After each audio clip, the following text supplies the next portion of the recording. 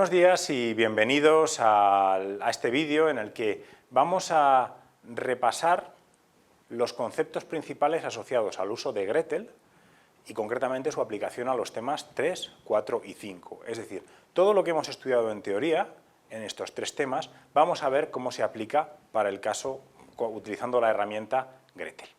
Empezamos. Bien, en primer lugar lo que vamos a hacer es abrir Gretel. Simplemente hacemos doble clic en el icono correspondiente y se nos abrirá una pantalla parecida a esta. A continuación vamos a cargar nuestro propio archivo de datos. Vamos a Archivo, Abrir archivo de datos y elegimos Archivo de usuario. En Archivo de usuario tenemos que encontrar la carpeta en la que tenemos nuestros ficheros, que en este caso es Prácticas de Gretel. Y no aparece nada. ¿Por qué? Bueno, porque está buscando ficheros con un formato determinado y en nuestro caso los datos están en un Excel. Así que simplemente elegimos que nos muestre todos los ficheros. Y aquí están. Vamos a empezar por el primero, intro. Hacemos doble clic y nos pregunta si importamos todos desde la columna 1 y la fila 1 en adelante. Le decimos que sí, aceptamos. A continuación nos dice que ha encontrado una hoja válida con 6 variables y 99 observaciones.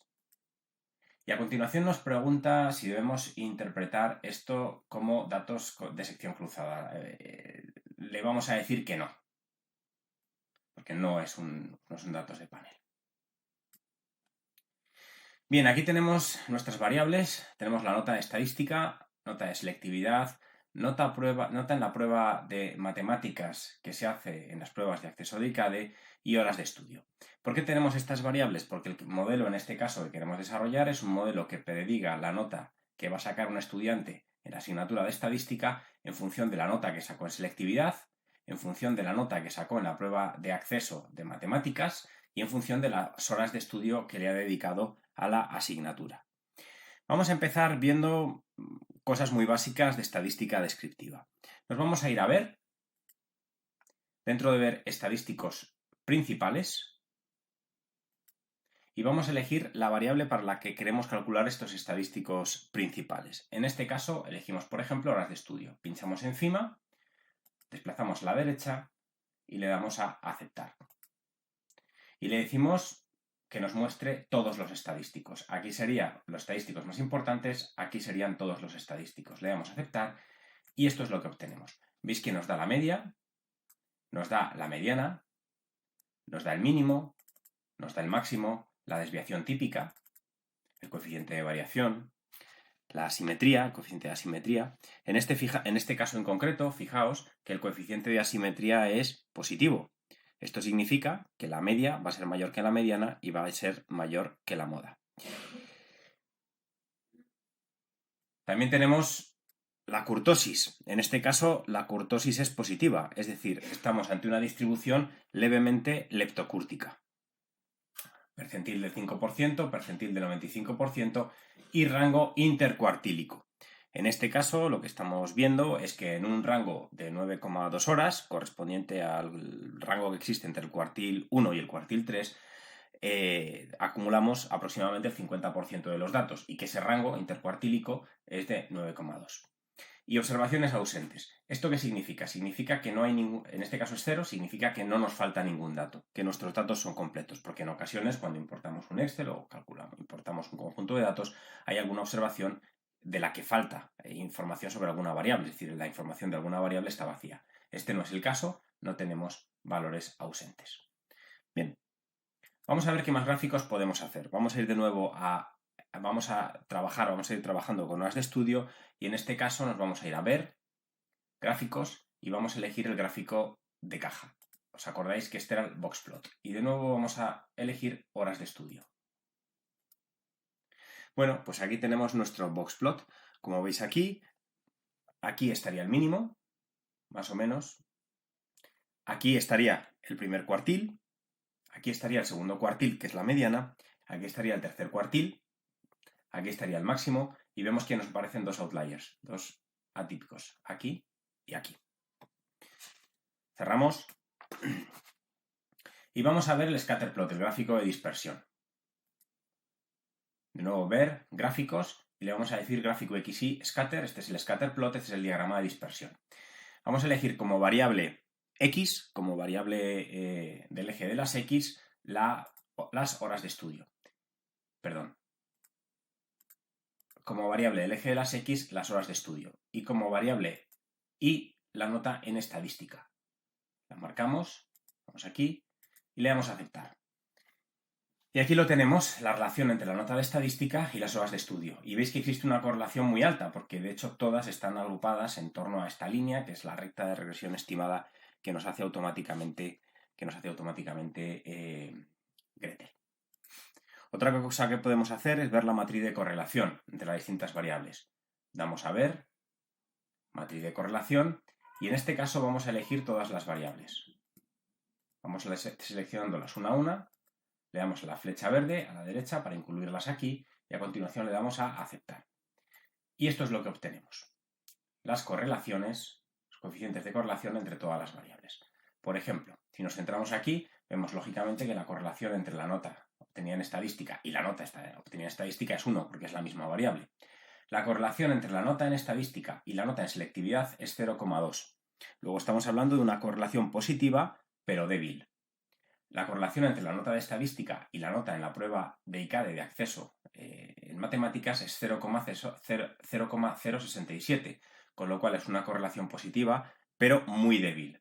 Y sin embargo, la correlación entre la nota de estadística y horas de estudio es 0,979, es decir, es una correlación positiva y muy alta.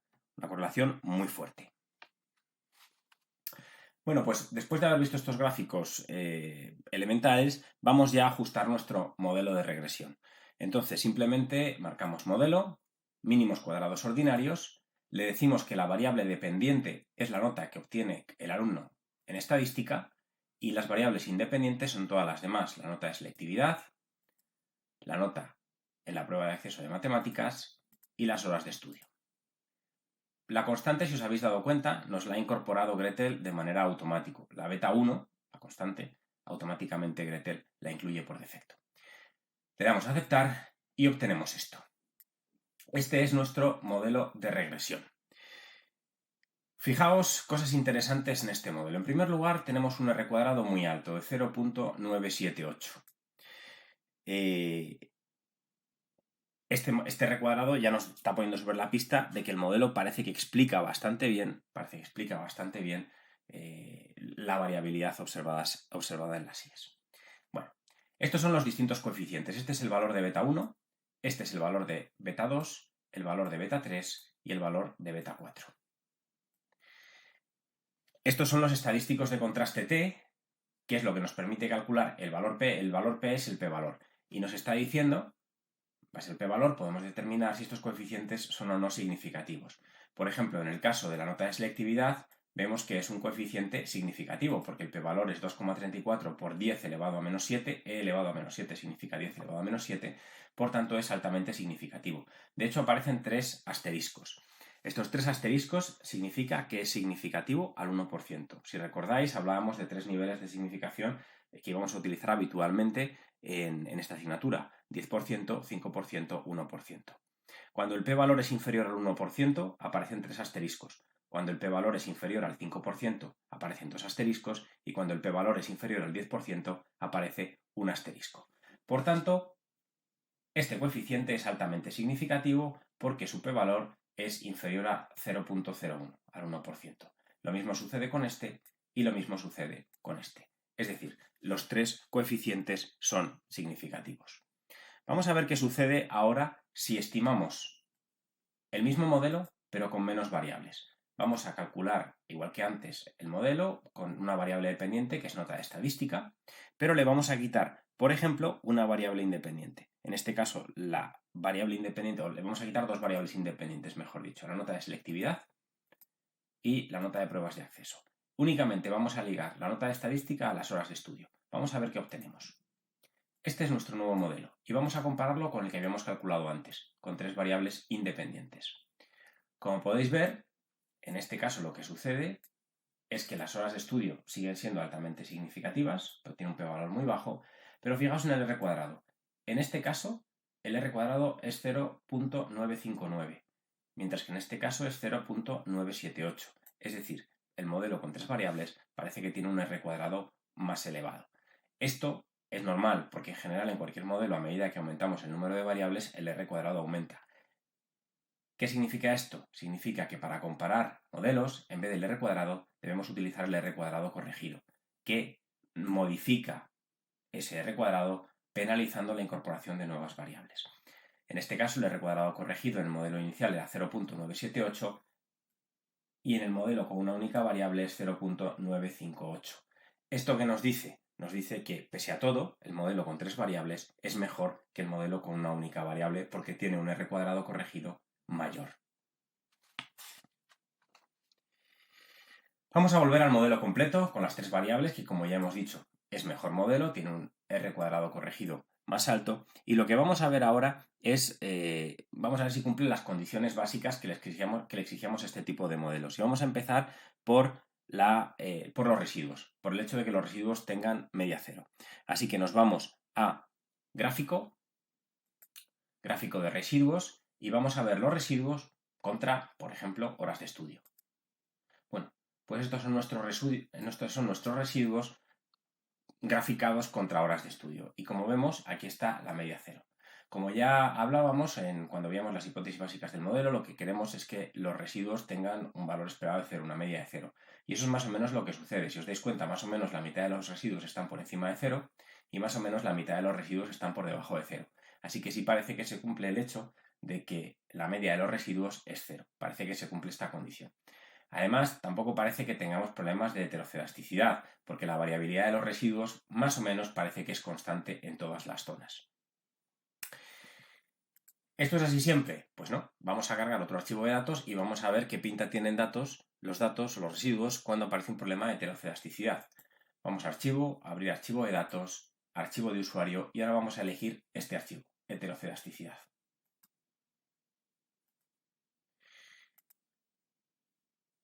Simplemente estamos cargando los datos, le decimos que no tienen interpretación de datos de panel.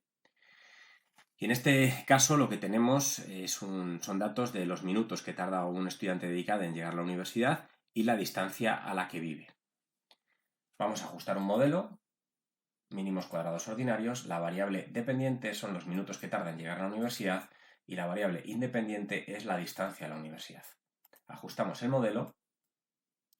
Parece que este coeficiente de distancia a la universidad, de nuevo, es altamente significativo, fijaos. Pero ahora vamos a ver los residuos, vamos a ver qué pinta tienen. Gráfico de residuos, y le pedimos que nos pinte los gráficos de residuos contra distancia a la universidad. Fijaos la pinta que tienen ahora los residuos. Por aquí la variabilidad es muy pequeña y por aquí, sin embargo, la variabilidad es muy alta. Es decir, los residuos parece que se comportan como una especie de embudo, así. Aquí tenemos baja variabilidad, aquí tenemos alta variabilidad. Problema de heterocedasticidad. Tenemos un problema de heterocedasticidad.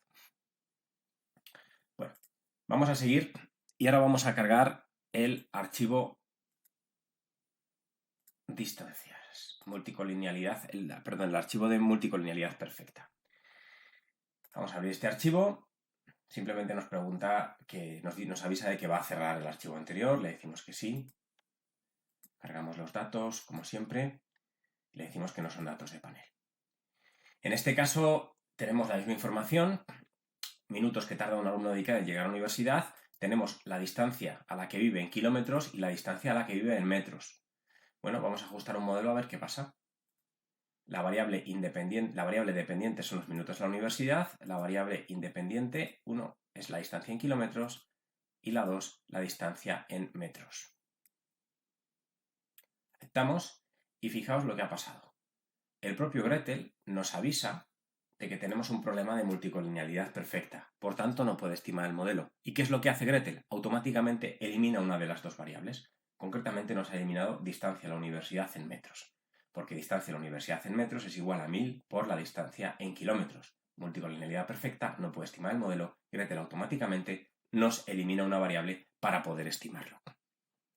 Vamos a ver ahora qué sucede. Cuando no tenemos un problema de multicolinealidad perfecta, sino imperfecta grave.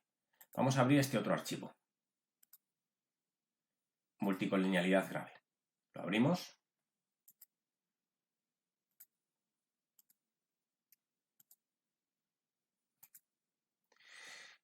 Y aquí tenemos estos datos, minutos en la universidad, en función de la distancia a la universidad en kilómetros y la distancia a la universidad en metros. Solo que en este caso yo he manipulado los datos y he incorporado pequeñas variaciones para asegurarme de que la distancia en metros no es exactamente igual a 1000 por la distancia en kilómetros, manipulando la información. Vamos a ajustar el modelo. Variable dependiente, tiempo que tardo en la universidad, en minutos. Variables independientes, distancia en kilómetros y distancia en metros. Como os digo, ya me he encargado yo de que no exista multicolinealidad perfecta porque he introducido variaciones en la distancia en metros. Bueno, ajustamos el modelo. Ya no nos sale ese aviso de que tenemos un problema de multicolinealidad perfecta, si os dais cuenta. De hecho, me he estimado las dos variables, los parámetros de las dos variables, pero fijaos qué cosa tan curiosa. Los p-valores de las dos variables son muy altos. Esto significa que ninguna de estas dos variables es significativa, según este modelo.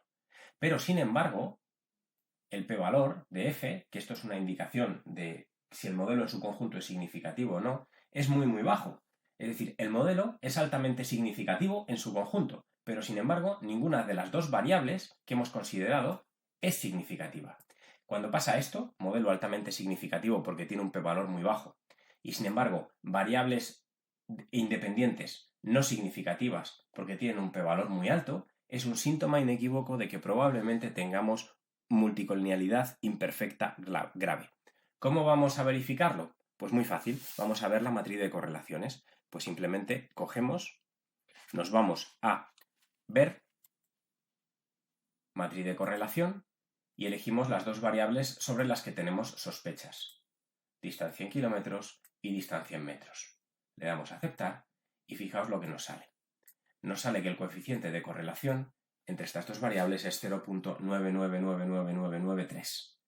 Un coeficiente de correlación altísimo. Tenemos un problema de multicolinealidad imperfecta grave que me permite estimar el modelo, pero hace que los resultados sean raros.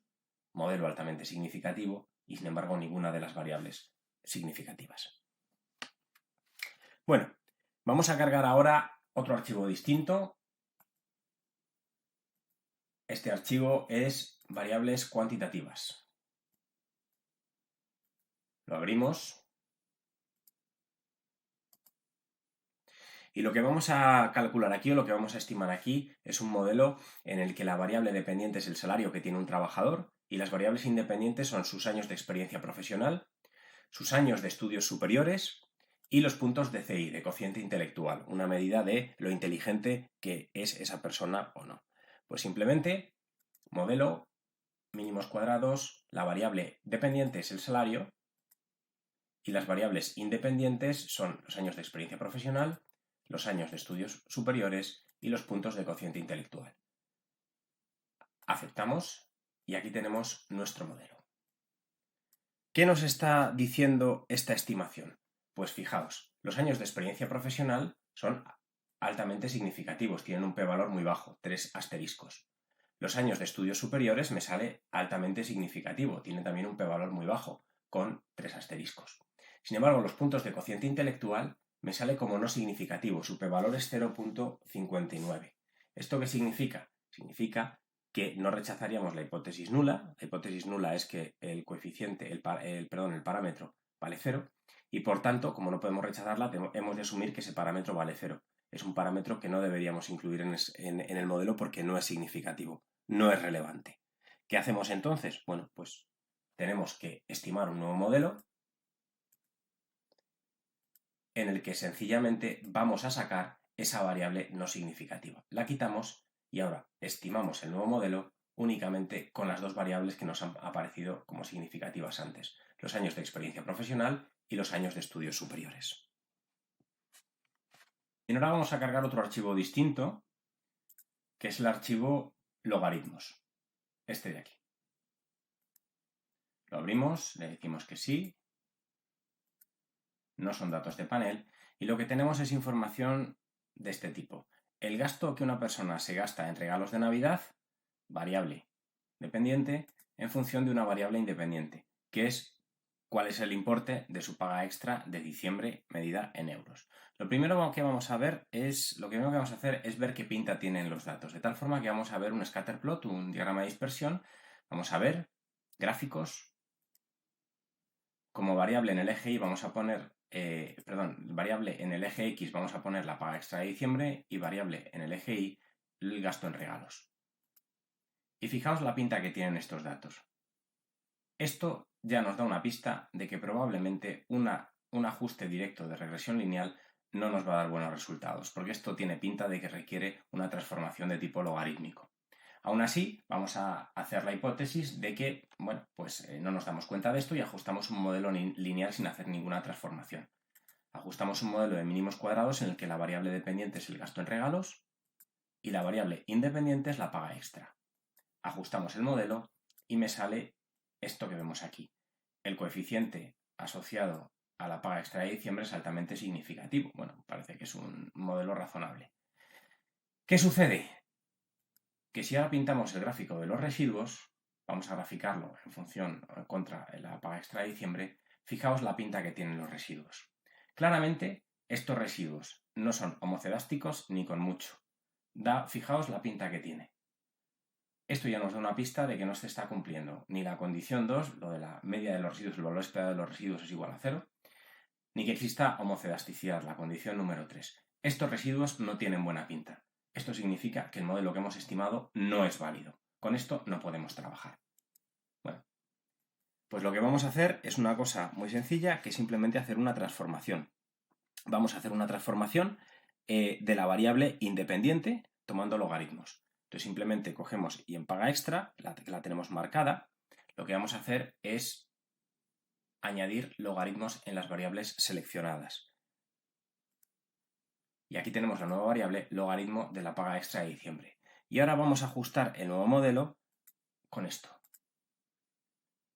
Variable dependiente gasto en regalos, variable independiente el logaritmo de la paga extra de diciembre. Y por supuesto quitamos esta de aquí. Aceptamos y lo que obtenemos es otro modelo en el que, para empezar, si os dais cuenta, el R cuadrado ha aumentado de manera muy significativa. Antes era 0,70 y tantos, ahora es 0,94.